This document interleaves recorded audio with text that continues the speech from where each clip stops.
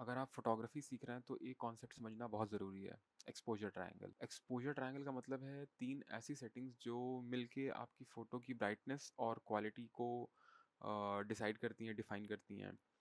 वो 3 चीज़ें हैं ISO, shutter speed and aperture. Exposure triangle को समझने के लिए हम एक एग्ज़ाम्पल से समझते हैं। कंसिडर करिए कि आपका जो कैमरा है वो एक मधुमक्खी का छत्ता है। जो हनी कलेक्ट होता है वो लाइट है। सबसे पहली चीज़ है आईएसओ।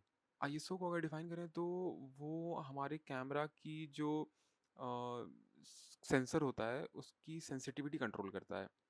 अगर मधुमक्खी के एग्जांपल से समझें तो अगर अम, मधुमक्खियों को हनी कलेक्ट करना है तो 100 बीज अगर जाएंगे कलेक्ट करने तो ज़्यादा हनी कलेक्ट होगा या 200 बीज जाएंगी तब ज़्यादा कलेक्ट होगा। अगर आप लो लाइट कंडीशन में शूट कर रहे हैं तो आपको आईएसओ बढ़ाना पड़ेगा, लेकिन एक बात का ध्यान रहे, ज़्यादा आईएसओ का मतलब ज़्यादा नॉइज़। दूसरा एलिमेंट है अपर्चर, जो कि हमारे लेंस की ओपनिंग होती है जिससे लाइट एंटर करती है। इसको हम एफ स्टॉप से डिनोट करते हैं।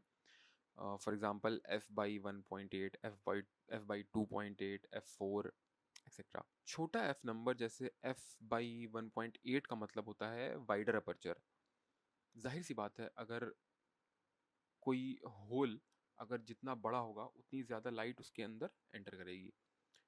तो जितना ज़्यादा वाइड अपर्चर उतनी ब्राइट इमेज। और अगर आप ज़्यादा एफ स्टॉप नंबर यूज़ करते हैं जैसे F11 या F16 तो बैकग्राउंड ब्लर नहीं होता है। F16, F11, F8 ये लैंडस्केप फोटोग्राफी में यूज़ होता है, जिसमें हमको सब कुछ फोकस में चाहिए। थर्ड जो एलिमेंट है एक्सपोजर ट्रायंगल का वो है शटर स्पीड।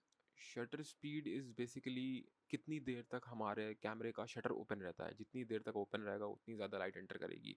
अगर हनी बीज़ के एग्जांपल से समझें, जितनी देर तक मधुमक्खियाँ जा सकती हैं और आ सकती हैं उतना ज़्यादा हनी कलेक्ट होगा।